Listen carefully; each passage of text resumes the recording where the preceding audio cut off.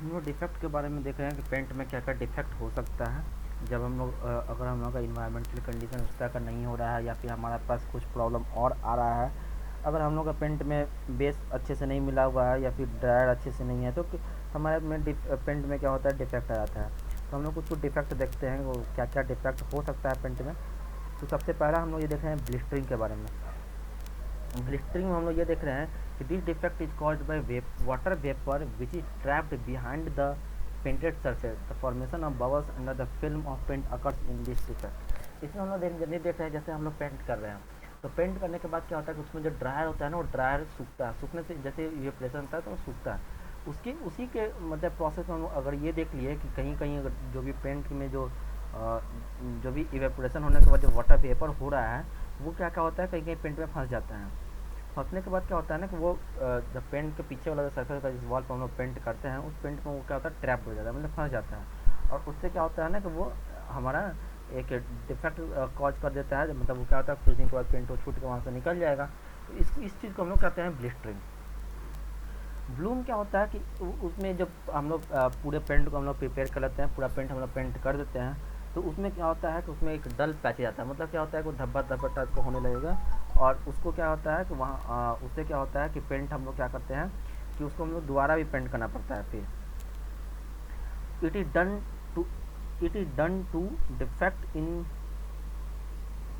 Paint और bad ventilation. ये क्या होता है कि तभी ये काउज होता है जब डिफेक्ट रहे। कोई पेंट में क्या होता है, डिफेक्ट हो जाता है। कोई पेंट क्या होता है, बैड वेंटिलेशन, मतलब कि अगर प्रॉपर उसमें एयर कंडीशन नहीं मिल रहा है, एयर सप्लाई अगर प्रॉपर नहीं मिल रहा है जब हम लोग पेंट कर रहे हैं तो उसके बाद क्या होता है कि वहाँ पे उसमें पेंट में खराबी आ जाता है और वो क्या होता है कि वो फिर बाद में वो गिरने लगता है। ये होता है ब्लूम। उसके बाद फेडिंग देख रहे हैं, ग्रेजुअल लॉस ऑफ कलर। ये क्या होता है कि पेंट में जब पेंट कर दिया उसको कुछ दिन के बाद क्या होता है कि वो अपने समय से पहले ही क्या होता है उसमें जो भी कलर होते हैं वो कलर वो अगर डार्क कलर यूज़ कर रहे हैं तो वो क्या होता है धीरे धीरे धीरे लाइट होने लगता है, मतलब कलर का लॉस होने लगता है। फ्लेकिंग में देख रहे हैं, small portion of painted surface seen loose due to poor adhesion. अब इसमें देख रहे हैं कि जो भी एक दूसरे इंग्रेडिएंट्स जो हैं वो हमारा अगर वो एडहेसिव नेचर में है तो वो क्या होता है जब हमारा एडहेशन प्रॉपर नहीं हो पाता है, मतलब क्या लूज एडहेशन या फिर पुअर एडहेशन होता है तो उसमें क्या होता है कि जो भी कहीं कहीं का पोर्शन होता है वो पेंट जो होता है ना वहाँ से छोड़ने लगता है। पेंटिंग सरफेस है, पेंट जहाँ पे हम लोग जिस सरफेस को पेंट करते हैं वहाँ से हम लोग क्या होता है वो पेंट जो होता है वो पूरा छोड़ने लगता है, तो इसको हम लोग फ्लेकिंग बोलते हैं। ग्रीनिंग क्या होता है, when the final coat of paint has not sufficient opacity the background is clearly seen, this is known as greening. अब क्या होता है जब हम लोग पेंट किए, पेंट करने के बाद भी पीछे का दीवार दिख ही रहा है तो उसमें क्या होता है कि उसका जो ओपेसिटी होता है वो उसके जो प्रॉपर्टीज है वो प्रॉपर्टीज वहाँ पे अप्लाई नहीं हो पाता है या फिर वो प्रॉपर्टी वहाँ पे वो प्रॉपर्टी हमारा अचीव नहीं हो पाता है। तो उससे क्या होता है कि जो पीछे का जो दीवार है या फिर जो भी सरफेस है वो हमारा उसके पेंट करने के बाद भी दिखते ही रहता है। तो इस डिफेक्ट को हम लोग क्या बोलते हैं, ग्रीनिंग बोलते हैं। सैपोनिफिकेशन देखिए क्या होता है, formation of soap patches on the painted surface is termed as saponification, it is due to chemical action of alkali.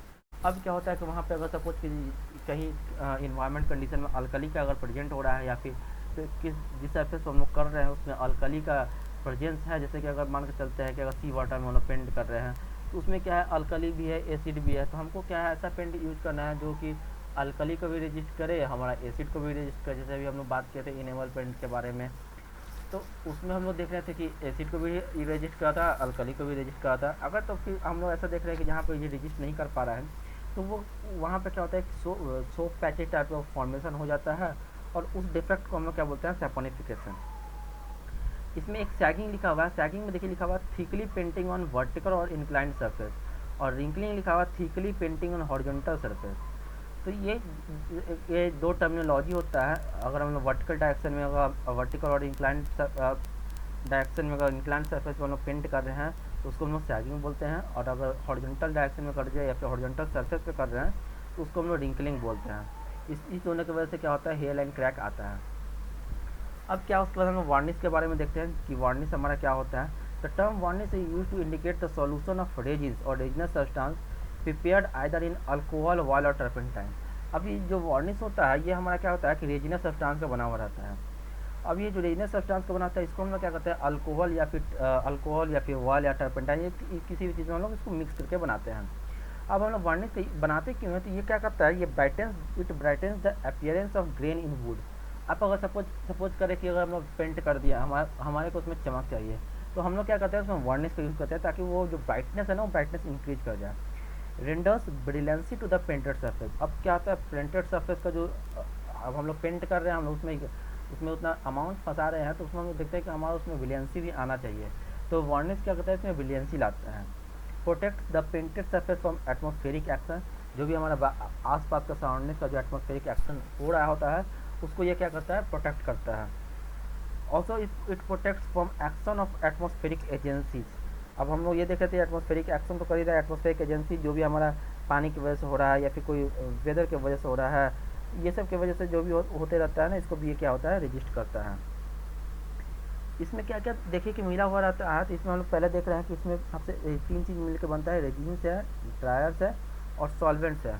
तो रेजिन्स जनरली हम लोग कहाँ से लाते हैं, तो ये हम लोग जनरली ला रहे हैं commonly use resins are copal, lacs, shellac और रेजिन।